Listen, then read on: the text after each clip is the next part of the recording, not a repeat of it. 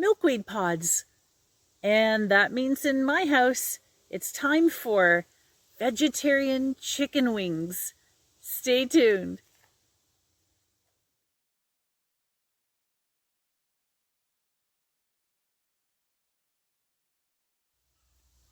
So if you want to try this recipe, be sure you're in an area where there are lots of milkweed, because you don't want to take a lot from an area in which there is very few.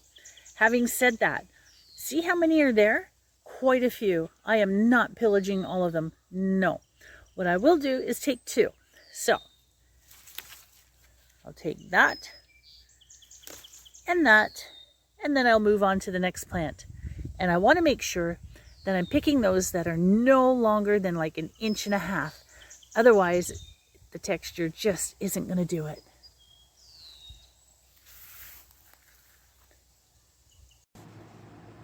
So there's the recipe on my website, and of course the link will be below.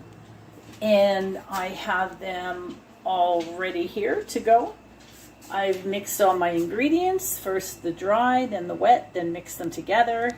And now the yucky part, where you get your hands a little goopy. So you can see that it's going to cake on a fair bit. There we go. It's very hard to do with one hand.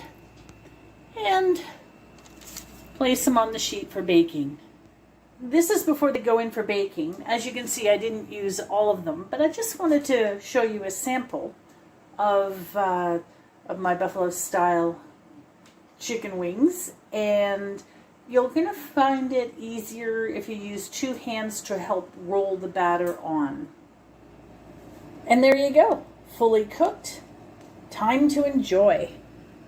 It's incredible to be able to enjoy buffalo wings vegetarian style, with a vegan option, of course.